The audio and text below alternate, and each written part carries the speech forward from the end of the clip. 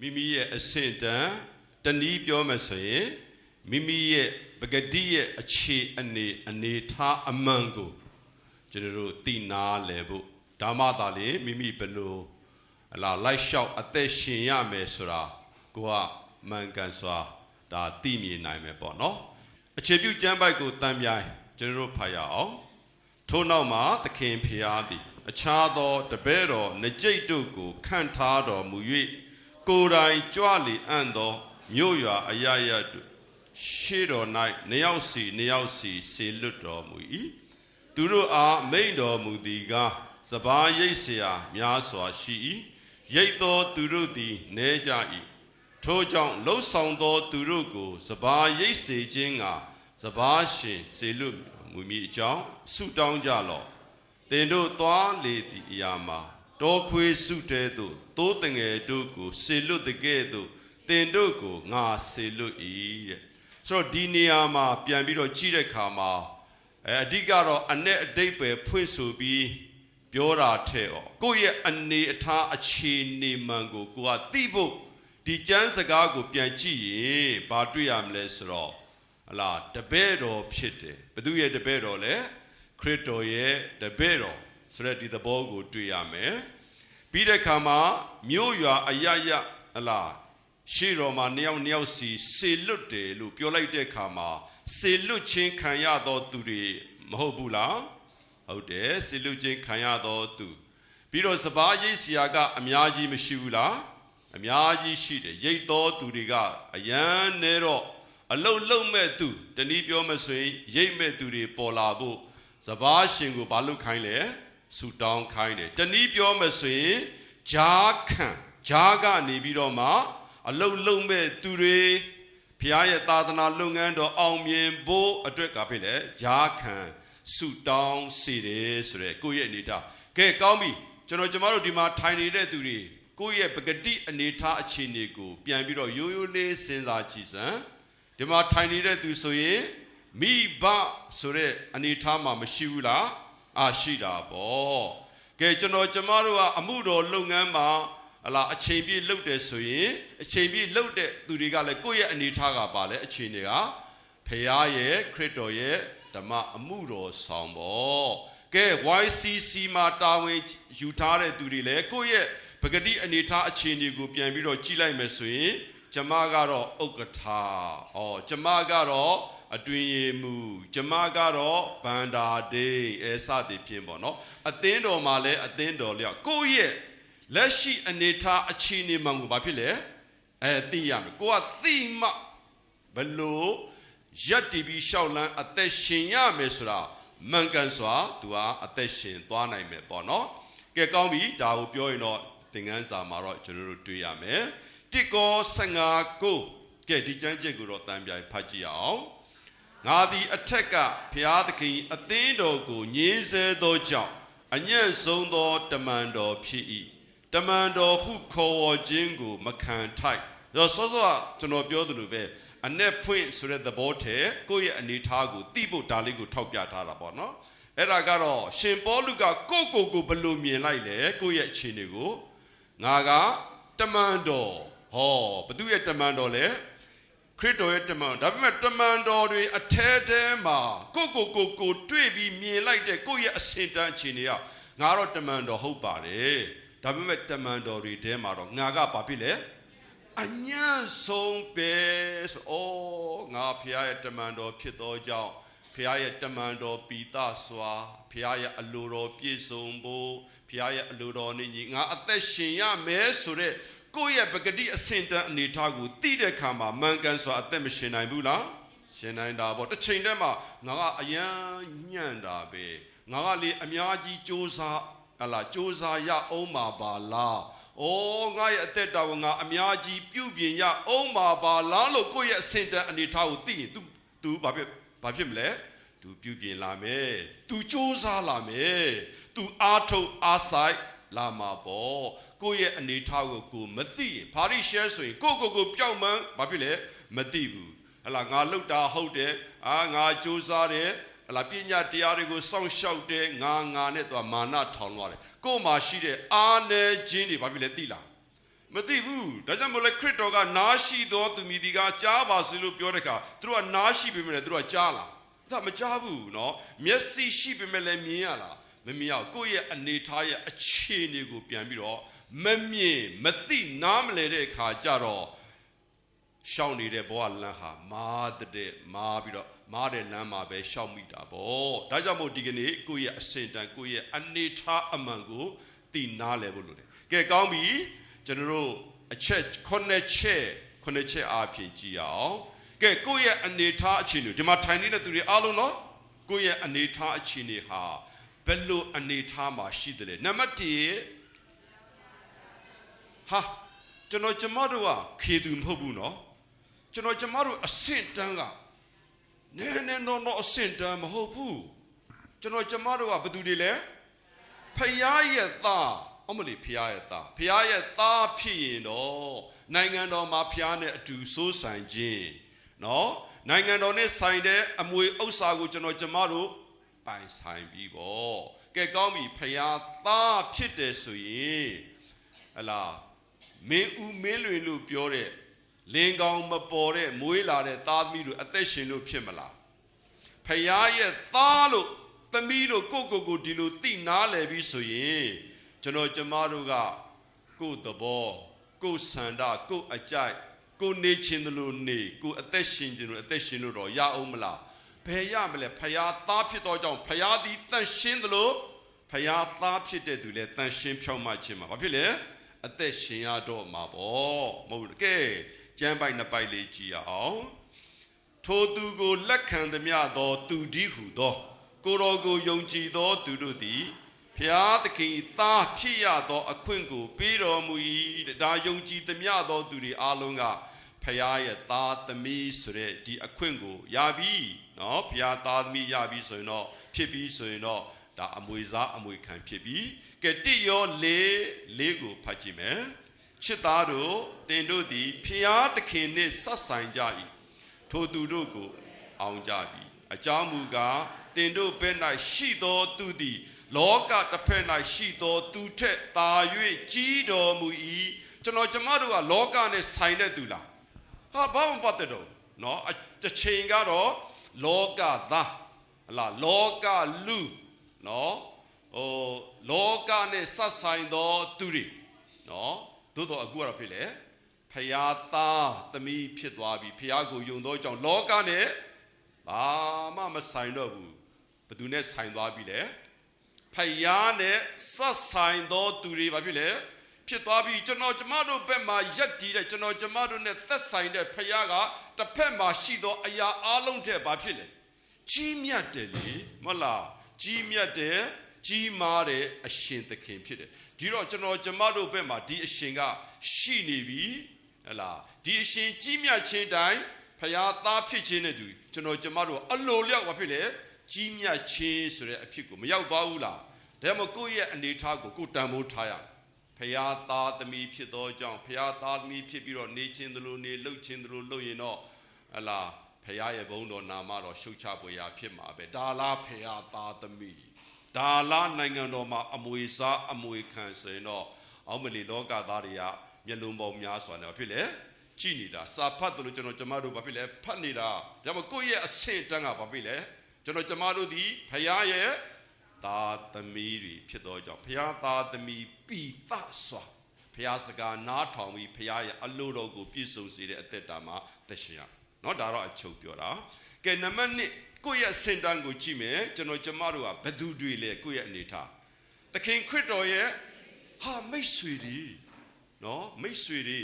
ကျွန်တော်ကျမတို့ကလူကြီးတယောက်ရဲ့အရင်နီးဆုံးသောသူငယ်ချင်းမိတ်ဆွေဖြစ်တဲ့ဆိုရင်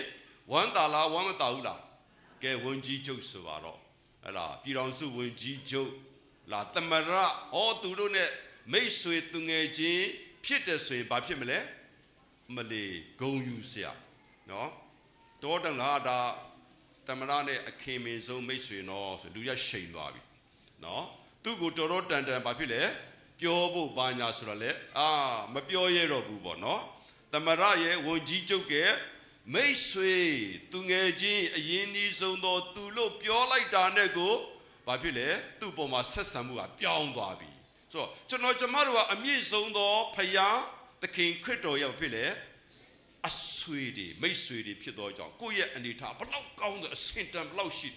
အဆင့်တန်းရှိတဲ့ဒီလိုအဆင့်တန်းကိုဆွဲမချမိစေနဲ့နော်ဒါကိုလည်းပြန်ပြီးတော့ဆင်ခြင်ဖို့ကဲယော15:14-15ကိုဖတ်ကြည့်အောင်သင်တို့သည်ငါပညာသမျှတို့ကိုကြည်ဆောင်သည်ငါဤအဆွေဖြစ်ကြ၏ယခုမှစ၍ငါသည်သင်တို့ကိုကျွန်ဟူ၍မခေါ်ကျွန်မူကားကိုယ်သခင်ပြုသောအမှုကိုမသိသင်တို့ကိုအဆွေဟူ၍ငါခေါ်၏အကြောင်းမူကားငါသည်ခမဲတော်ထံ၌ကြားသမျှအရာတို့ကိုသင်တို့အားငါပြသ၏တဲ့ကဲဒီကျမ်းစကားကိုအပေါ်ပိုင်းလေးကိုရိုးရိုးလေးကြည့်မယ်နော်သင်တို့ဟုတ်ပြီနော်ငါပညာသမျှတို့ကိုကြည်ဆောင်ရင်ဘယ်သူဖြစ်သွားမလဲငါရဲ့မိတ်ဆွေသူငယ်ချင်းဖြစ်တယ်ဒါဖြစ်ငါရဲ့မိတ်ဆွေသူငယ်ချင်းခရစ်တော်ရဲ့မိတ်ဆွေသူငယ်ချင်းဖြစ်ရင်ကျွန်တော်ကျမတို့ကဘယ်လိုအသက်ရှင်ရမလဲသူရဲ့ပညာသမျှတို့ကိုဘာလို့ရမလဲနားထောင်ရမှာပေါ့ကြည်ဆောင်ရမှာပေါ့သူခိုင်းသမျှကိုလုပ်ရမှာပေါ့မဟုတ်ဘူးလားရိုးလေးပဲပြန်စဉ်းစားကြည့်လိုက်ရင်ကျမ်းစာကပြောပြီးလေမင်းတို့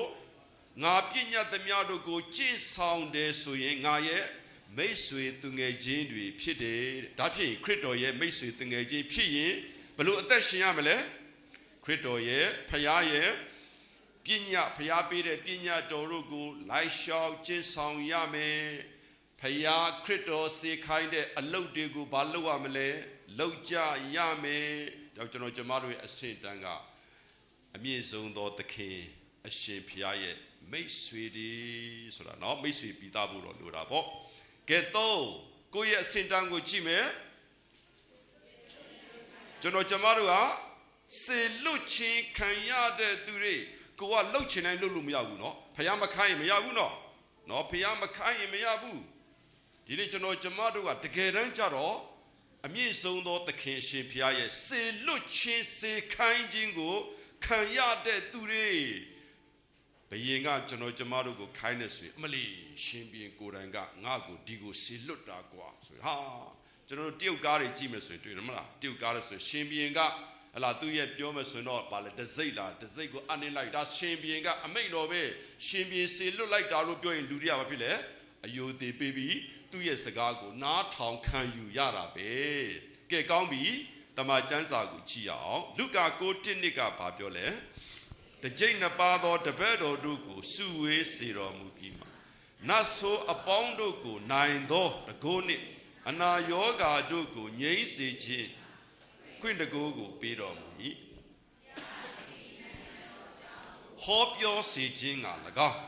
လူနာတို့ကိုချမ်းသာစေခြင်းက၎င်းစေလွတ်တော်မူ၍တဲ့ဆိုတော့သခင်အရှင်ဖခင်ကကျွန်တော်ကျမတို့ကိုစေလွတ်တဲ့ခါမှာသွားဆိုပြီးတော့မှဒီတိုင်းပဲကျွန်တော်တို့ဘန်းစကားနဲ့လူဘိန်းစကားနဲ့ပြောမယ်ဆိုဘလိုင်း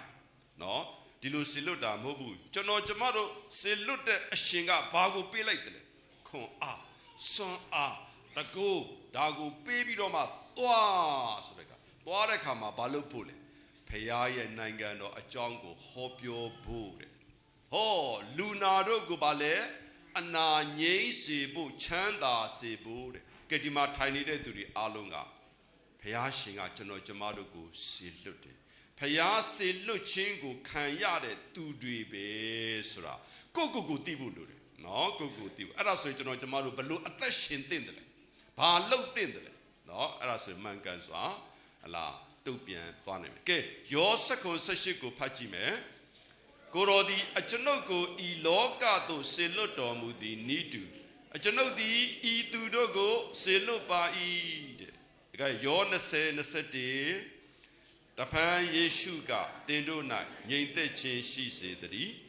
ခမဲတော်သည်ငါကိုစေလွတ်တော်မူသည်နိတုသင်တို့ကိုငါစေလွတ်သည်ဟုမိန့်တော်မူပြီးလျင်တဲ့ကဲကျွန်တော်ကျမတို့ကိုဖခင်ဘယ်သူစေလွတ်လဲဖခင်သခင်စေလွတ်ဘယ်ကိုစေလွတ်တယ်လဲဒီလောကကြီးတဲကိုစေလွတ်တယ်ကျွန်တော်တစ်ကောအခန်းကြီး1:19ကြားထဲမှာကျွန်တော်ပေးထားတဲ့စာဝတ်ကလေးဘေးနားမှာနည်းနည်းလေးရှင်းတွဲပြီးမှတ်ထားမယ် တစ်ကိုအခန်းကြီးတစ်အငယ်ဘလောက်လဲ16တမန်ကျမ်းစာကပါပြောလဲရှင်ပေါလုကပြောပြီးဗတ္တိဇံကိုပေးဖို့မဟုတ်ဘူးတဲ့နော်ဒီကနေ့ဖျားရှင်ခရစ်တော်ဒီလောကကိုစေလွတ်တယ်ဆိုတာကဘာဖြစ်လဲဗတ္တိဇံပေးဖို့မဟုတ်ဘူးတဲ့ဘာဖို့လဲဧဝံဂေလိတရားကိုဟောဖို့စေလွတ်တယ်တဲ့တော့ဒီကနေ့ကျွန်တော်ကျမတို့ကကိုယ့်ရဲ့အခြေအနေကိုသိရမယ်ဖျားစေလွတ်ခြင်းခံရသောသူတွေဖြစ်တယ်ဘာလို့လဲဖျားစေလွတ်ခြင်းခံရသောသူတွေဖြစ်တယ်စေလွတ်ခြင်းခံရသောသူတွေသည်ဘာလို့ဖို့လဲဧဝံဂေလိတရားကိုဟောပြောဖို့မကြမ်းမာတဲ့သူတွေအနာရောဂါဆွဲနေတဲ့သူတွေကိုချမ်းသာပေးဖို့အနာငြိမ်းဖို့နတ်ဆိုးဆွဲတဲ့သူတွေကိုနတ်ဆိုးနေဘုရားက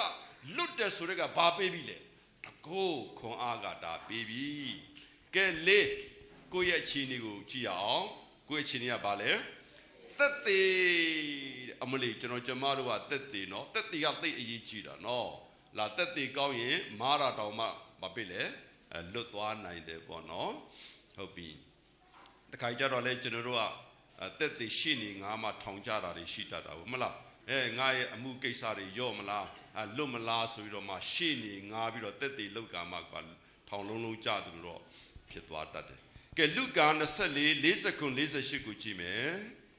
ခရစ်တော်ဤအခွင့်အားဖြင့်နောင်တတရားနှင့်အပြစ်လွတ်ခြင်းတရားကိုယေရုရှလင်မြို့မှစသောလူမျိုးတကာတို့အားဟောပြောရမည်သင်တို့သည်ဤအကြောင်းအရာတို့ဤသက်သေဖြစ်ကြ၏တဲ့ကဲကျွန်တော်ကျမတို့ကဖခင်ရဲ့သက်သေဖြစ်တယ်ဆိုတာကိုသိရမယ်နော်ဖခင်ဘက်ကနေရှက်တီးပြီးတော့မှသက်သေအဖြစ်အသက်ရှင်ရမယ်ကဲဘလို့သက်ရှင်ရမလဲနောင်တတရားအပြစ်လွတ်ခြင်းတရားလူမျိုးတကာတို့ကိုဘာဖြစ်လဲဟောပြောရမယ်အဲ့ဒီလိုဟောပြောဖို့အဲ့ဒီအကြောင်းအရာတွေဘာဖြစ်လဲသက်သေဖြစ်တယ်တဲ့နော်ဟုတ်ပြီကတမန်တော်တစ်ရှင်ထို့သို့မရှိတော်လဲသင်တို့အပေါ်သို့တန်ရှင်းသောဝိညာဉ်တော်ဆင်းသက်သောအခါသင်တို့သည်တကိုးကိုခံရ၍ယေရုရှလင်မြို့မှစသောယူဒပြည်ရှမာရိပြည်မြေကြီးစွန်းတိုင်အောင်ငါဤသက်သေဖြစ်ကြလိမ့်မည်ဟုမိန့်တော်မူ၏ကျွန်တော်ကျမတို့ကဖျားသက်သေနော်အလင်းတဲ့လူတွေသိအောင်ကြားအောင်ဖျားရဲ့မေတ္တာကိုလူတွေခံစားရရှိနိုင်အောင်ဒီနေ့ဟိုယေရုရှလင်မြို့ကနေစပြီးတော့မြေကြီးစွန်းတိုင်အောင်ငါရဲ့သက်သေဖြစ်တယ်ဖျားရဲ့သက်သေကောင်းအဖြစ်ကျွန်တော်ကျမတို့သက်ရှင်ရမယ်ကဲဟုတ်ငါ့ကိုအခြေအနေလေးနေလိုက်ယူလိုက်မယ်တန်တမန်ကျွန်တော်ကျမတို့ကတန်တမန်နေဖြစ်တယ်နော်နိကော9:20ထို့ကြောင့်ငါတို့သည်ခရစ်တော်ဤတန်တမန်ဖြစ်ကြသင်တို့သည်ယံငြိမ်း၍ဖျားသခင်နှင့်မိတ္တဟာယဖွဲ့ကြလော့ဟုဖျားသခင်သည်ငါတို့အားဖြင့်နိုးစော်သွေးဆောင်တော်မူတကဲ့သို့ငါတို့သည်ခရစ်တော်ဤကိုယ်စားဖြစ်၍သင်တို့ကိုတောင်းပန်သွေးဆောင်ကြ၏တဲ့ကျွန်တော်ကျမတို့ကဘသူရဲ့တန်တမန်လဲခရစ်တော်ရဲ့တန်တမန်ဘသူကိုကိုးစားပြုတာလဲခရစ်တော်ဤကိုးစားကိုးစလေတန်တမန်ကဘလောက်အရေးကြီးတယ်ဆိုတာတော့သိပြီးတော့အကျယ်ချက်ဖွဲ့နေပြီးတော့ပြောဖို့တော့မလိုတော့ဘူးမလားကျွန်တော်ကျမတို့ကိုလေတန်တမန်ဆိုတဲ့တနိုင်ငံရဲ့တန်တမန်ဆိုတာနည်းနော်ယာရုမဟုတ်ဘူးနော်ယုံကြည်စိတ်ချပြီးတိုင်းပြည်ကိုကိုးစားပြုပြီးတော့မှတိုင်းပြည်ကောင်းဖို့အတွက်တိုင်းပြည်ငြိမ်းဖို့အတွက်ပရိပကမသိမြတ်တဲ့အရာတွေရှိရင်ရန်ငြိမ်းဖို့အတွက်ပြည်လည်ဖို့ရန်အတွက်သူကဂျားခံပြီးတော့ဖြစ်လေရက်တီပြီးတော့မှစစ်ဆမှုတွေဟောငြိမ်းချမ်းမှုတွေပြည်လည်မှုတွေသူကလုပ်ရတာကိုဒီနေ့ကျွန်တော်ကျမတို့ကဖြစ်လေခရစ်တော်ရဲ့တန်တမန်တွေဖြစ်တယ်ဒါကိုယ့်ရဲ့ယာတုကိုသိဖို့ပေါ့နော်ကဲ6ကျွန်တော်ကျမတို့ရဲ့အစင်တန်ယာတုကပါလေအစေခံတဲ့အစေခံမဿဲ20:28ကိုကြည့်အောင်သူတစ်ပါးအစေကိုခံခြင်းငါ၎င်းမိမိအသက်ကိုစွန့်၍လူများကိုရွေးခြင်းငါ၎င်းကြွလာသည်ဖြစ်၍ထိုနည်းတူသင်တို့တွင်အကဲမှုပြုလိုသောသူကိုသင်တို့အစေခံဖြစ်စေသင်တို့တွင်အထုမြလှုပ်ချင်သောသူကိုလည်းသင်တို့ကြုံဖြစ်စေဟုမိန့်တော်မူ၏တဲ့ဒါခရစ်တော်ကိုယ်တော်တိုင်လဲပြောခဲ့ပါပြီအစေကိုခံဖို့လာတာတပည့်တော်ရဲ့ခြေထောက်ကိုမဆေးခဲ့ဘူးလားဆေးခဲ့တယ် ဆိုတော့မင်းတို့ကငါ့ကိုဘယ်လိုခေါ်လဲသခင်လို့ခေါ်တယ်အရှင်ဖျားလို့ပြောတယ်မှန်တယ်ငါကသခင်အရှင်ဖျားဖြစ်လျက်မင်းတို့ရဲ့ခြေထောက်ကိုဆေးတယ်ဆိုရင်မင်းတို့အချင်းချင်းရဲ့ဘာဖြစ်လဲခြေထောက်ကိုဆေးပါဆိုတာကျွန်တော်သူများရဲ့ခြေထောက်ကိုဆေးဖို့ဆိုတာနှိတ်ချခြင်းမရှိရင်သူများခြေထောက်ဆေးဖို့ဆိုတာမလွယ်ဘူးနှိတ်ချခြင်းမရှိရင်သူများကိုအစေခံဖို့ဆိုတာဘာဖြစ်လဲဖြစ်တယ်ကျွန်တော်ကျမတို့ဟာဖြစ်လဲဖယားရဲ့အစေခံတွေဖြစ်တယ်နှိတ်ချပြီးတော့မှဟလားဒီအစေခံကြီးကခရစ်တော်ရဲ့တကယ်တမ်းကျတော့လမ်းစဉ်ပဲမဟုတ်ဘူးလားနော်ခရစ်တော်ရဲ့လမ်းစဉ်ပဲအမြင့်ဆုံးသောဖယားရှင်ကနေဖယားကောင်းကင်ဘုံစည်းစိမ်ကိုစွန့်ပြီးတော့မှပါလေလူစားတိကိုခံတယ်လူစားတိခံတော့မှအစေခံကျွန်တန်ကိုယူဆောင်တယ်ဝေဒနာကိုခံပြီးနောက်ဆုံးကားတိုင်းပေါ်မှာဘာကိုစွန့်ခဲ့လဲအသက်ကိုစွန့်ခဲ့တယ်ဒီຢာကိုပြန်ကြည့်လိုက်ရင်အချက်၅ချက်တွေ့ရမယ်ဘုံစည်းစိမ်ကိုမစွန့်ဘူးလားကောင်းကင်ဘုံစည်းစိမ်စွန့်တယ်လူစားတိကိုမခံယူဘူးလားအားလုံးနဲ့တလုံးတဝဒီတသားတကူဒီဖြစ်အောင်လူစားတိကိုခံယူတဲ့ခါမှာဘလို့တန်ယူဆောင်တယ်အစေခံကျွန်တန်ကိုယူဆောင်တယ်အစေခံကျွန်ဘဝအနေနဲ့သူဘလောက်ပင်ပန်းမလဲဘလောက်ညင်းဆဲနှိပ်စက်ခြင်းခံရတယ်လဲဝေဒနာကိုမခံရဘူးလားနောက်ဆုံးကားတိုင်းပေါ်မှာအသက်တော်ကိုစွန့်ခဲ့ရတယ်လေဆိုတော့ကျွန်တော်ကျမတို့ဟာဖယားရဲ့အစေခံတွေဖြစ်တယ်ဆိုတာဒါကျွန်တော်ကျမတို့မှတ်ယူပြီးတော့မှနှိတ်ချလျက်ဒီနေ့အစေခံခြင်းအမှုကိုပြုခြင်းအပြင်ဒါဖယားရဲ့အလိုတော်ကိုပြည့်စုံတဲ့အသက်တာဖြစ်ကဲနောက်ဆုံးခုနှစ်ကပါလေဂျာဝင်ကိုစားဆူတောင်းပေးသူတဲ့မဿဲ9:3-38ထိုအခါကိုတော်ကစပါးရိတ်เสียများစွာရှိရိတ်သောသူတို့သည်နေကြ၏ထို့ကြောင့်လှုပ်ဆောင်သောသူတို့ကိုစပါးရိတ်စေခြင်းကစေလွတ်တော်မူမည်အကြောင်းစပါးရှင်ကိုဆူတောင်းကြလော့ဟုတပည့်တော်တို့အားမိန့်တော်မူ၏ကျွန်တော်ကျမတို့လေးတိုင်းပြည်အတွက်ဂျာခံအများကြီးဆူတောင်းပေးဖို့လိုတယ်နော်နိုဝင်ဘာလမှာပါရှိလေရွေးကောက်ပွဲဆိုတော့နိုင်ငံရေးရဲ့အနေအထားအခြေအနေနဲ့အတွင်းရဲ့သဘောတော့ကျွန်တော်ကျမတို့နားမလည်နိုင်ဘူးမသိနိုင်ဘူးကျွန်တော်ကျမတို့သိဖို့နားလည်ဖို့ဆိုတာလည်းမလွယ်ပါဘူးဘာကြီးပဲဖြစ်ဖြစ်ပါပဲအခုလက်တလောဖြစ်နေတဲ့ပညာရေးနဲ့ဆိုင်တဲ့ဥပဒေနော်ပြဋ္ဌာန်းဖို့ကိစ္စနောက်လက်နဲ့ကိုင်းငိမ့်ချမ်းရေးယူထားပါပြီလက်နဲ့အပြစ်ခါရက်စဲထားပါပြီဆိုတဲ့အဖွဲ့တွေနဲ့လည်းဖြစ်ပွားခဲ့ရတယ်အမှုအရာတွေကျန်တဲ့အရာတွေလည်းရှိကြတယ်ပေါ့နော်အခုကျွန်တော်တို့ Facebook မှာကြည့်လိုက်မယ်ဆိုရင်ကားတိုင်းကိုခဲနဲ့ပြစ်တာတွေကားခဲလုံးတွေမိုးမှာပြန်နေတာအဲ့ဒီမှာပြောဆိုရင်ဘာရေးထားတယ်ဆိုတော့ Egypt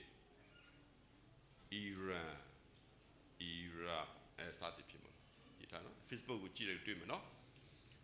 ခရိယန်တွေညင်စဲနှိပ်စက်ခြင်းခံရတဲ့အမှုအရာတွေ